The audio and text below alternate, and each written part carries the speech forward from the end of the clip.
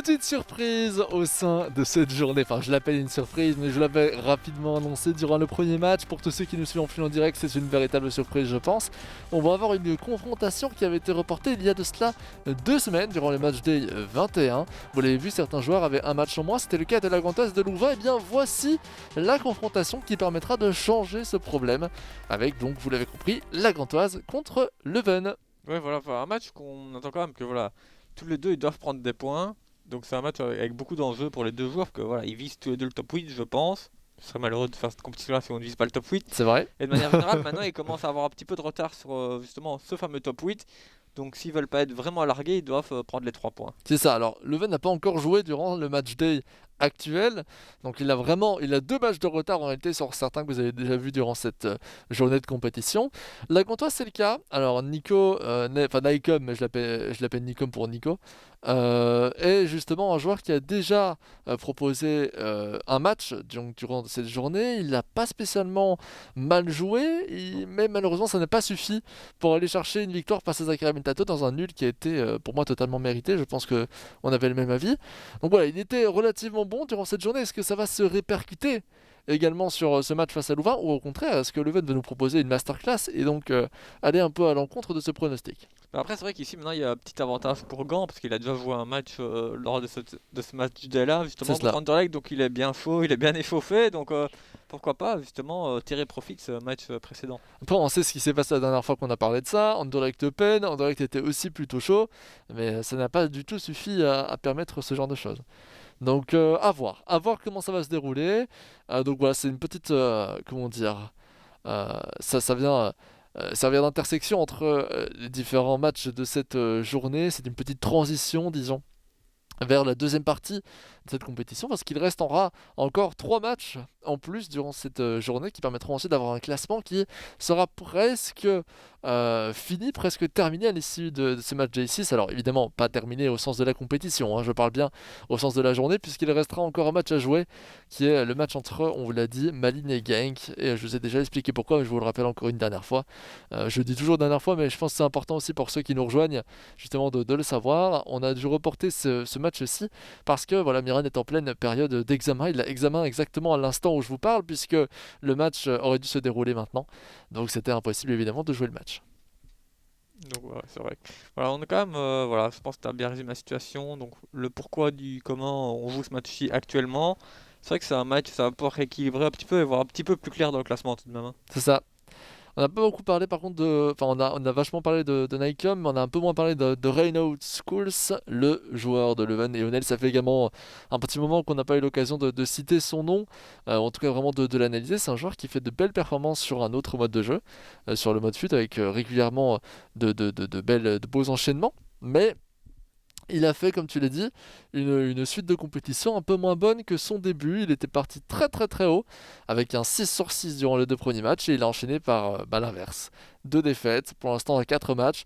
Donc si on gagne ce match, on sera quand même à 9 points, et 9 points avec un match en moins, sachant qu'il va être joué un petit peu plus tard dans cette journée, ça peut lui permettre d'atteindre les 12 points qui sont synonymes de top 8. Ouais, voilà.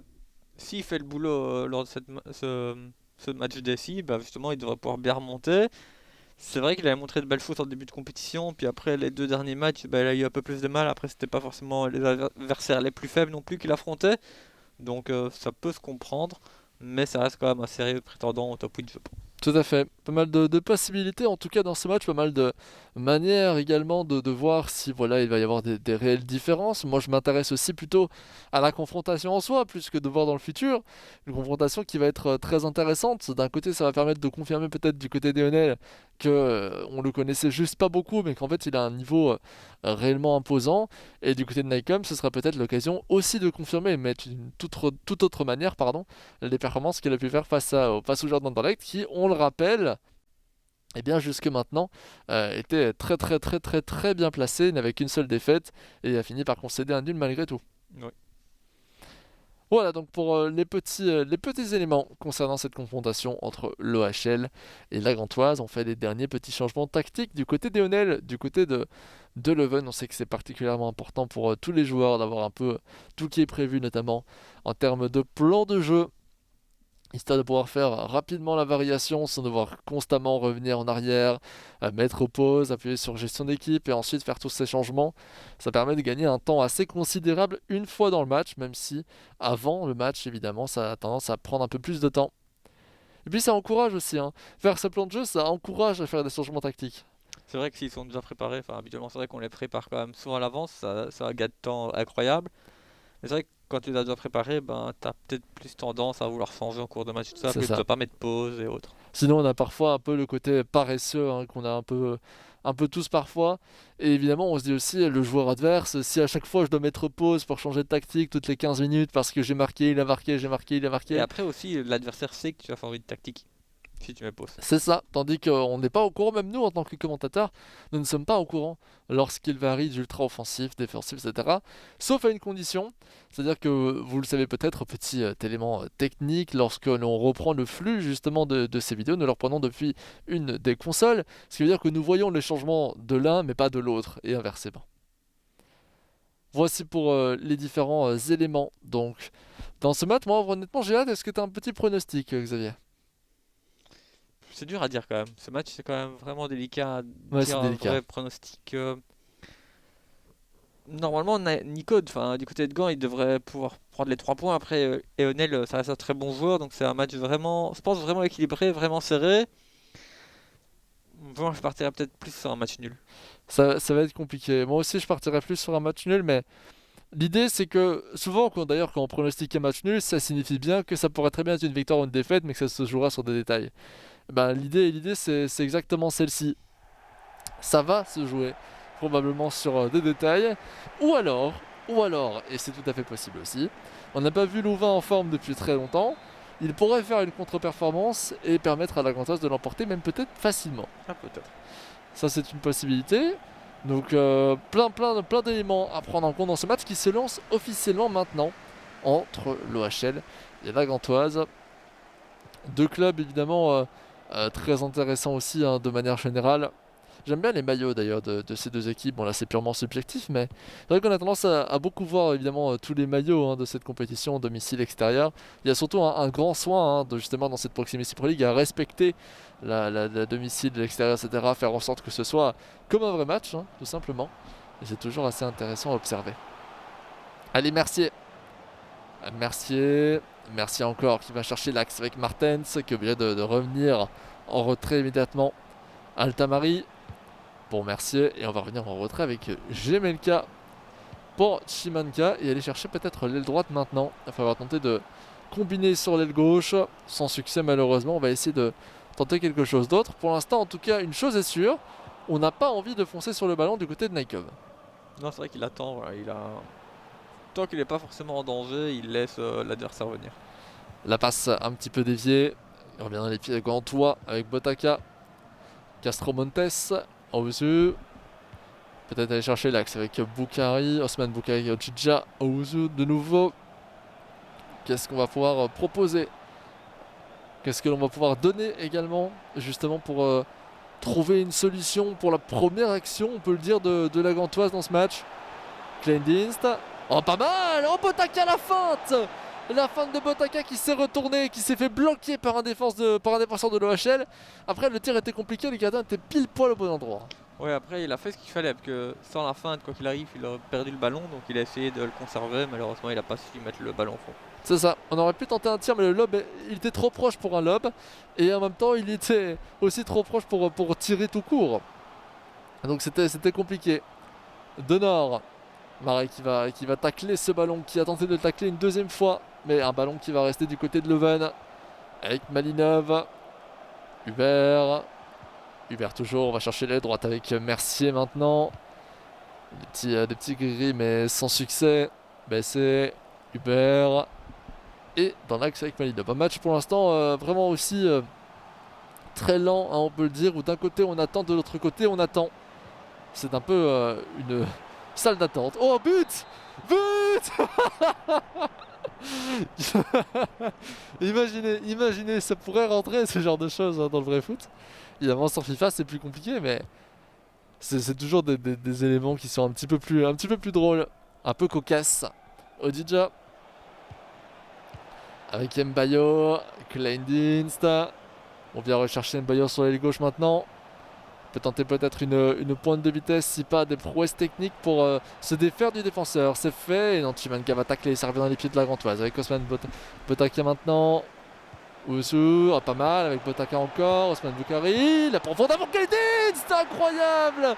Incroyable, je me serais cru dans un autre jeu tellement les reprises acrobatiques étaient magnifiques. On revoit ici la boum, le petit contrôle et le tir immédiatement. Oh, il faut le faire ça quand même. Bon, ça c'est simple à faire hein, quand même dans le jeu. Oui, dans vrai, je veux dire. Ah oui, oui. Mais c'est vrai que dans le jeu, c'est ce qui rend enfin quand le ballon est en l'air, les frappes rentrent assez facilement. Tout à fait, les volets marchent très très bien sur ce FIFA. Mais je vous avoue que j'ai pas très bien compris comment physiquement ce joueur a pu proposer ce concept. Il a contrôlé le ballon et à la demi-seconde suivante, il a tiré immédiatement, mais il a fait un petit rebond. C'était assez étonnant. 1-0 donc pour la Gantoise face à l'OHL pour l'instant. Ce qui a tendance à plus se conformer à ce qu'on avait dit, le deuxième pronostic qu'on avait pu proposer. Néanmoins, faites attention, on n'a pas l'impression que pour l'instant le match soit particulièrement à l'avantage de Nycom, vu que c'est la première vraie occasion, qui s'est conclue d'ailleurs sur un but, mais qui sait, la deuxième sera peut-être du côté de Leuven. Ah, peut-être. Allez, Marais, qui vient chercher les gauches, la possession est largement à l'avantage de l'OHL. Mais ça n'a pas spécialement été concrétisé non plus, hein. Très très peu d'actions dangereuses. Et pas spécialement en parlant d'occasion, hein, simplement de petits éléments un petit peu dangereux qui permettraient de semer le doute dans la défense. C'est arrivé très rarement pour ne pas dire jamais. Botaka, Ojija encore. Regardez, on fait la même chose maintenant du côté de Leuven. Ça veut dire que des deux côtés maintenant, on va attendre. Et espérer l'erreur, et la voici d'ailleurs l'erreur, vouloir jouer peut-être un peu trop vite vers l'avant du côté de Nycom, et on va récupérer immédiatement le ballon grâce à cette belle interception, en relançant Castro Montes peut-être, non, Tamari. Altamari qui va reprendre ce ballon, et on va faire un petit peu bouger les joueurs. On revient à droite avec cette profondeur qui peut peut-être permettre quelque chose, mais le problème c'est que c'est le buteur qui reprend cette balle sur la droite. C'est pas spécialement celui qu'on a envie de trouver sur les ailes. Kleindienst, le râteau. On revient vers Botaka et cette passe malheureusement vers Malinov, récupérée par Malinov, qui n'était pas suffisante, pas assez bonne. Martens pour Malinov justement, lancer une profondeur, c'est pas mal, peut-être le but. Mercier, le but, non! Non, attention, ce genre d'erreur, on peut se coûter cash. Ça devait rentrer ça, Xavier. Oui. En fait, il a vraiment attendu le dernier moment pour être sûr de la mettre au fond et au final, il tire quand même à côté, c'est quand même malheureux. Et là, je suis presque sûr que c'est un souci de joystick, hein. Parce que ce genre de balles, vraiment, si on prend le soin de les mettre au bon endroit, ça ne sort quasiment jamais des cages. Surtout en mode 90, donc c'est vraiment très étonnant. Mbayo qui tente justement de tricoter un peu pour passer son adversaire. Kleindienst, Osman Boukari, encore. Oh, il y a un défenseur qui le regarde. Oh, le tir peut-être de Kleindienst, parce que vous avez vu cette action où il y avait un défenseur automatique qui regardait le ballon alors qu'il était à exactement 4 cm. Incroyable. Comme quoi, c'est vraiment l'occasion de vous dire, la défense auto, ce n'est pas si bon que ça. On sait que c'est souvent un débat assez important dans la communauté FIFA de se dire ouais, la défense auto, elle fait tout toute seule, on n'a plus besoin de jouer. Mais là, on a bien vu que la défense auto, elle avait tendance aussi parfois à dormir, hein. Martens, Vervletting, Hubert qui tente. Oh, ça va donner de l'espace pour Altamari. Le tir d'Altamari. Décidément, on aura une fin de première mi-temps avec plein d'occasions dangereuses, hein. C'est vrai que petit à petit, Louvain se fait de plus en plus pressant quand même. C'est vrai que voilà, Gand a fait une très très bonne première période, mais Louvain ne démérite pas un petit but non plus. Pour l'instant, en tout cas, le but de Team Kleindienst a été vraiment particulièrement important, vous l'avez vu dans cette petite séquence qui est donnée par le jeu à la fin pour montrer les petites statistiques personnelles des joueurs qui ont le plus aidé justement à la fin d'une mi-temps. Il va falloir faire quelque chose du côté de Leuven, quoique au final, est-ce qu'on a vraiment besoin de changer quelque chose? On a vu qu'à la fin du match, au moment où le jeu s'est un petit peu libéré, on a pu proposer des éléments intéressants. Quelle est la réaction à avoir? C'est très compliqué à définir, Xavier. Mais je pense que la réaction qu'il a eue en fin de première mi-temps depuis qu'il est mené à 0, c'est la bonne réaction, hein. Il s'est créé 2-3 occasions. Bon, le ballon n'a pas fini au fond des filets, mais de manière générale, il s'est créé des occasions, donc je pense qu'il doit simplement rester là-dessus. Absolument. Allez, la mi-temps qui va être justement la deuxième mi-temps qui va être démarrée, sifflée. Et c'est lancé avec Osman Boukari pour Team Kleindienst justement, Botaka et Owusu maintenant. C'est toujours la question primordiale aussi. 1 but à 0, est-ce que du côté de la Gantoise, on se dit 1-0 c'est suffisant, je vais jouer encore plus défensif que maintenant, garder le ballon. Ou au contraire, on se dit ah non, non, il faut absolument que je mette un deuxième et faire le break. Dans ce genre de match, je pense qu'il faut peut-être mieux mettre le deuxième. Pourquoi? Parce qu'on voit que c'est un match assez équilibré, que Louva a les occasions et tout ça, et il suffit d'un moment d'inattention, un compte favorable, tu prends le 1 et puis après tu le regrettes. Tout à fait. C'est très très vrai. Mais c'est souvent un grand dilemme qu'on a en tant que joueur. Après ce next là, 50e, peut-être qu'on va avoir peut-être le comportement plutôt inverse lorsqu'on approchera de la toute fin et qu'on va vouloir garder le ballon pour ne pas avoir les dernières occasions. C'est plus à ce stade avec Mbayo, regardez la prise de vitesse d'Mbayo, on n'a pas réussi à le défendre du côté de Besset. Du coup la balle est toujours du côté de la Gantoise avec Kleindienst, le contrôle qui est un petit peu large de la part de Kleindienst. C'est dommage, c'est Malinov qui va récupérer. Je me renseignais pendant ce temps-là sur la taille de Kleindienst pour un peu comparer avec les autres joueurs dont on avait déjà parlé durant des journées précédentes. Et vu qu'il vient seulement de commencer à le jouer, je ne pouvais faire que maintenant 1m94 du côté de Kleindienst. C'est évidemment un atout majeur en tant que BU au sein de l'effectif. Oui. Allez, Botaka. Oh, la belle profondeur qui va être récupérée par Jamaica. Peut-être un peu trop osé. C'était pas la première déjà dans le match précédent qu'on avait pu commenter. Et bien Nike avait tendance à placer des profondeurs comme celle-ci qui avaient tendance à échouer mais qui avaient le mérite d'être tentées. Oui, c'est vraiment ça. Donc voilà, après ici on a une possession de balle du côté de Louvain. Avec Martens, Malinov, Hubert, Vletink. On revient vers Hubert, on revient vers Malinov. Est-ce qu'on va refaire dans l'autre sens maintenant? Non, pas mal. On va directement chercher Vletink là. Avec ses petits gestes, double contact, la passe qui est légèrement lobée. Martens qui aurait pu tirer là, dommage. On n'a pas du tout anticipé le fait que l'écart allait se creuser avec le défenseur. C'était une occasion franche également. Ouais, il va peut-être s'en vouloir. Probablement, surtout à la 61e minute de jeu. Là, on commence à. Le stress va probablement commencer à monter à l'image que les gestes, pas les gestes, les changements tactiques vont probablement arriver d'ici peu. Environ vers la 70e en général. Au moment où on se dit, bon, il reste trop peu de temps pour que je continue à espérer de la même manière que je l'ai fait durant les 70 premières minutes de jeu. En général, c'est un peu comme ça qu'on réfléchit. Hubert, la belle profondeur lobée. Est-ce qu'elle va être défendue ou pas par la Gantoise? Vletink qui passe avec son duel, il va pouvoir tenter une passe en retrait. Et Mohammadi qui va concéder le corner, mais ce n'était peut-être pas si mal au vu de l'occasion. On est bien payé pour ce corner, on va jouer au premier poteau, non, sans souci. Pour Marek qui prend quand même le risque d'aller chercher Botaka et qui va relancer une profondeur derrière, mais encore une profondeur ratée, récupérée par Malinov. Toujours un temps soit peu trop puissante, ces fameuses profondeurs. On aurait dû peut-être aller chercher l'aile droite là avec Leven. C'est pas grave, la balle est toujours du même côté. Mercier, Vletink, Hubert, Mercier, Hubert et Malinov. Attention, peut-être Martens qui peut tenter quelque chose. C'est pas la première fois qu'il se retrouve en position dangereuse dans ce rectangle. Après c'est compliqué, il est toujours seul face à 4 défenseurs, donc c'est dur de trouver l'espace. Quelle défense là, de la Gantoise qui ne laisse rien passer dans son rectangle. Alors qu'on a l'impression qu'à tout moment, Leuven peut placer un tir et marquer. Et à chaque fois, on est bien placé. Ça me rappelle une situation il y a quelques matchs maintenant. Où on avait eu d'autres confrontations où il y avait une défense bien regroupée dans le rectangle, notamment du côté de Rego, qui était spécialiste pour ça, qui était bien concentré dans le rectangle. On avait l'impression que les joueurs savaient accéder facilement à celui-ci, qu'ils pouvaient tirer à tout moment, mais en fait les défenseurs étaient à chaque fois placés sur toutes les trajectoires. Oui, vraiment. Les petits changements. Ouais, apparemment, Nico joue peut-être un peu plus offensif, on a l'impression, donc il veut peut-être aller mettre le deuxième. Alors ce qui est intéressant aussi, c'est que enfin, moi j'ai entendu ça une fois lorsque j'ai eu l'occasion de lui parler par rapport à cette compétition. Et il m'avait dit qu'il adore changer aussi en fonction des facultés de l'adversaire, ce qui veut dire que même s'il gagne, même s'il perd, s'il voit que l'adversaire a du mal face au pressing, même s'il gagne 1-0, il va continuer le pressing en se disant qu'il récupérera plus de ballons comme ça. Ouais, c'est sûr que c'est une tactique qu'il faut aussi prendre en compte. Voir aussi les facilités de l'adversaire à gérer ce genre de choses. Il s'adapte beaucoup, souvent plus à l'adversaire qu'au score en tant que tel. Allez, on va chercher Mbayo pour Mohammadi. Mohammadi encore. Qui va revenir en retrait vers Ojidja.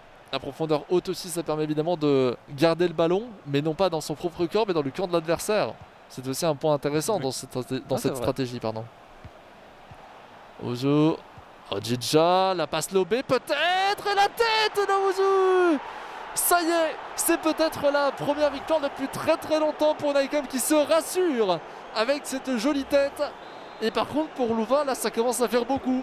3 défaites à la suite si ça continue. Ouais, et pour Louvain, je pense que bah voilà, le match maintenant il est plié. Enfin, je peux peut-être me tromper, mais j'ai pas l'impression que Nico va le laisser revenir. Bah, c'est clair que au final le choix de mettre une profondeur de 7 en étant en train de mener, déjà c'est très intéressant. Et ça a visiblement marché. Par contre, par rapport à ce que tu dis, je le regarde un petit peu de temps en temps, le joueur de Louvain, et il a des mimiques qui montrent un côté un peu... voilà, on n'est pas à l'aise par rapport à la confrontation, on sait que c'est très mal parti.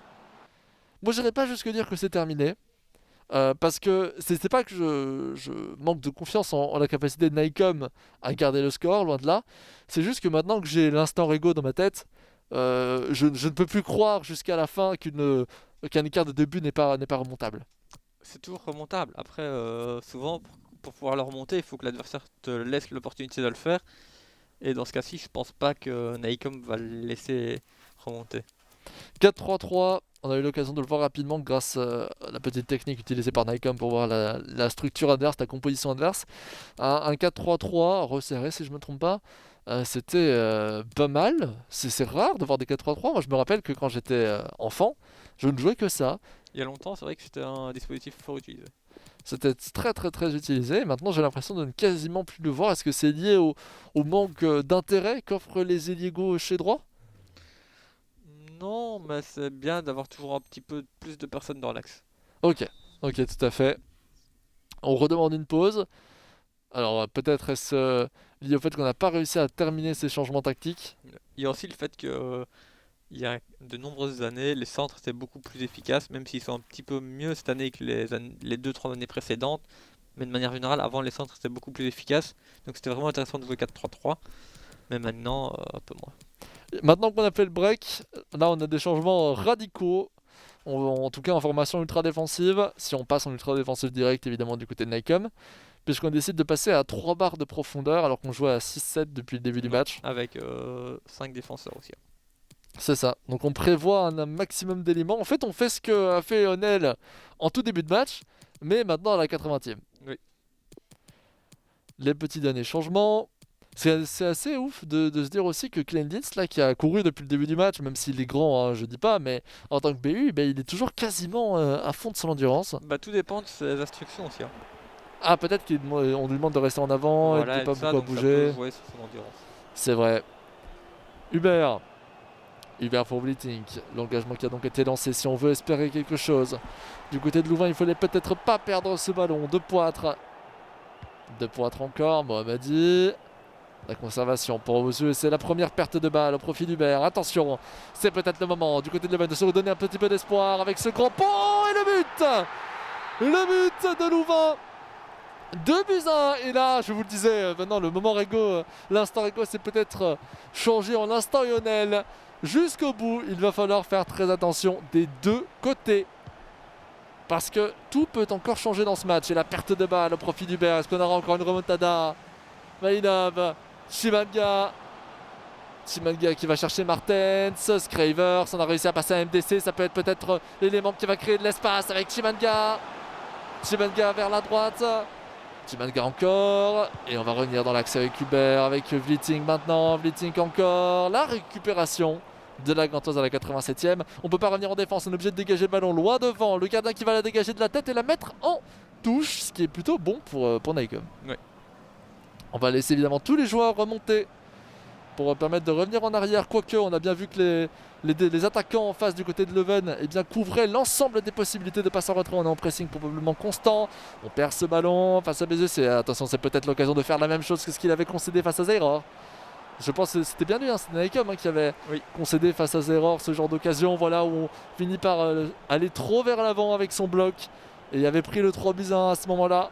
Est-ce qu'on va prendre un peu sa vengeance, sa revanche? En tout cas, la victoire elle est pour Nycom. Et le tir peut-être d'Osman Boukari. On a feinté, on n'aurait peut-être pas dû. Il n'empêche que le score est là. 2-1. Ça fait du bien à l'un. Par contre, ça fait énormément de mal à l'autre. Oui, c'est vrai. Et puis Nycom ici qui va avoir 10 points, donc il revient bien. Il raccroche le peloton tête-tête. Oui, il va avoir exactement 7 points parce qu'il a fait 8 points. 8 Oui, points. oui, Il a fait pardon, c'est match vrai qu'il a nul. fait match nul contre Anderlecht, pardon, excusez-moi, donc c'est vrai que 8 points, mais quoi qu'il arrive, il reste quand même assez proche du top 8. Il se rapproche en tout Voilà. cas. Alors je pense qu'à l'issue de cette journée, de ce match G, le top 8 devrait se retrouver vers 11-12 points. Aux environs de ces scores-là. Donc en remontant à 8 points et en plus en prenant un nul contre Anderlecht, qui est quand même un des joueurs Oui, qui était susceptible de monter dans ce top 8, on fait une bonne opération. Il ne faut pas oublier aussi que du côté de Nycom, eh bien, il a déjà affronté Saint-Tron, ouais, c'est vrai. il a déjà affronté Courtrai. Oui. Donc il a déjà affronté pas mal de grands ténors de ce top.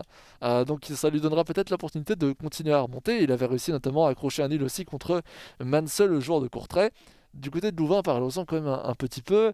La situation devient dramatique, 3 défaites à la suite. Est-ce que tu penses qu'il aura encore l'occasion de se relever? Oui, je pense qu'il a encore affronté pas mal de joueurs qui sont en dessous de lui au classement, donc je pense qu'il y a quand même la place pour qu'il remonte au classement. Tu le vois à la fin dans le top 8, tu penses? Je dirais entre 6 et 10, oui. Ouais, je pense aussi. Pour moi, c'est des joueurs qui, un peu comme le joueur de l'Antwerp, que je vois à peu près dans ces zones-là.